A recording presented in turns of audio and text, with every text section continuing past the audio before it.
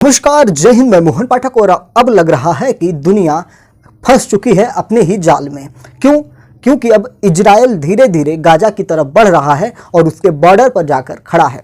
सारी चीज़ें डिटेल में बताऊंगा जिससे आपको समझ में आ जाए कि किस तरह से भारत को भी इसमें नुकसान झेलना पड़ सकता है, क्योंकि सारी चीज़ें अब उलट पुलट हो चुकी है। क्योंकि इजराइल के जो प्रधानमंत्री हैं अब वो ना अपने देश की सुन रहे हैं, ना अपने दुश्मन की सुन रहे हैं, ना दुनिया की सुन रहे हैं, यानी कि यूनाइटेड नेशन की भी सुनने से कतरा रहे हैं। क्या है पूरा मामला आपको पता होना चाहिए, क्योंकि ये आपके जीवन से भी जुड़ा हुआ मामला है। क्योंकि ऐसी घटनाएं आपके देश में, आपके पास पड़ोस में और दुनिया में और भी जगहों पर हो सकती हैं। बात करते हैं इजराइल और हमास को लेकर। जिस प्रकार से इजराइल ने कल अल्टीमेटम दिया था गाजा के लोगों को, लगभग वहाँ की अगर हम पॉपुलेशन की बात करेंगे तो 1.1 मिलियन लोग हैं, यानी कि 10 से 11 लाख लोग। कई जगहों पर 10 से 15 लाख लोगों की जानकारी प्राप्त हो रही है विभिन्न मीडिया स्रोतों के अनुसार। उन लोगों को ये कह दिया गया है कि भैया तुम गाजा छोड़ के, जिस छोर पे तुम इस समय रह रहे हो, उस छोर को छोड़ के नीचे दूसरे छोर पे चले जाओ, क्योंकि अब हम यहाँ पे निर्णायक युद्ध लड़ने वाले हैं और यहाँ पे हम अपनी पूरी सेना, लगभग 3 लाख से अधिक सैनिकों को लेकर, जो उसकी रिजर्व सेना होती है इजराइल की। इजराइल के बारे में मैंने पहले भी बताया था कि इजराइल के प्रत्येक परिवार से प्रत्येक नागरिक वहाँ की सेना में ट्रेनिंग लिया हुआ होता है और एक तरह से इजराइल के लिए सेना की कमी नहीं होती है। भले ये एक छोटा सा देश हो, लेकिन सैन्य प्रशासनिक मामलों में बहुत ही मजबूत होता है।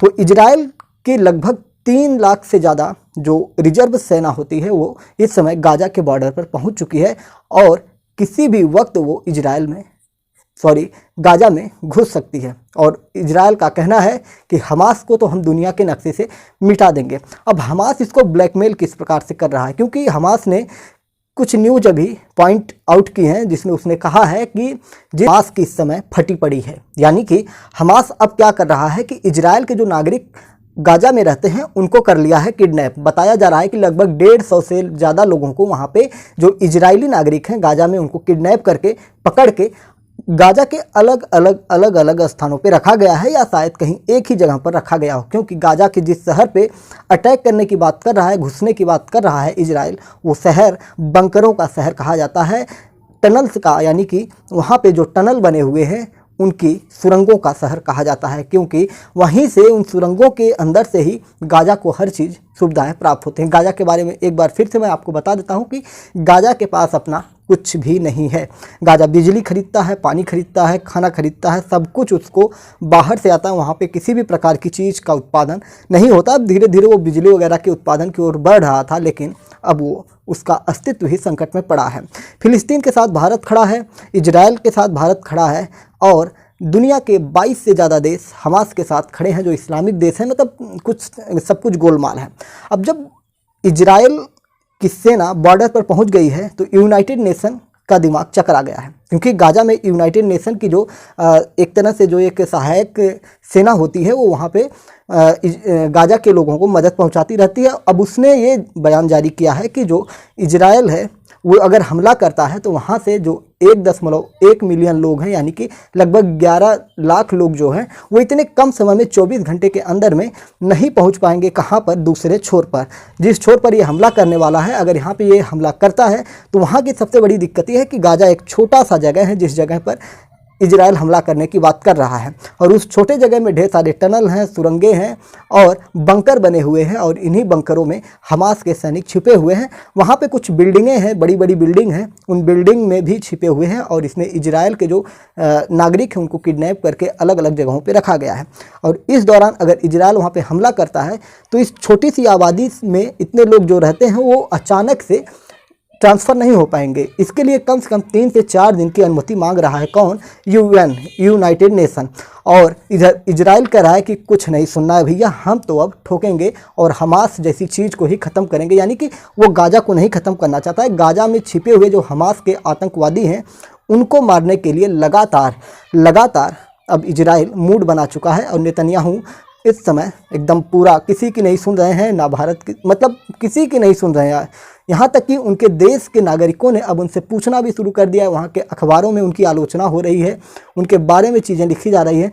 रूस अलग थलग पड़ा हुआ है, चाइना अलग थलग पड़ा हुआ है, अमेरिका फंस चुका है बिल्कुल, क्योंकि उसने तो इजराइल का समर्थन किया था, खुलेआम सैन्य सहायता देने की बात की थी। और अब जब वो हमला करने वाला है गाज़ा पर, तो अब अमेरिका भी परेशान है, क्योंकि अमेरिका भी वहाँ पे एक तरह से पार्टी है जो ये सुनिश्चित करना चाहता है कि वहाँ पे किसी आम नागरिक की मृत्यु ना हो। और अगर इस हालत में वहाँ पे जा रहा है इजराइल, हमला कर रहा है, जो अल्टीमेटम उसने दिया है, तो उस स्थिति में वहाँ पे हज़ारों का मतलब 1000 2000 नहीं, 10,000 20,000 50,000 लोगों की जान जा सकती हैं। आपको बता दें कि गाज़ा की जो सड़कें हैं वो बहुत सकरी सड़कें हैं।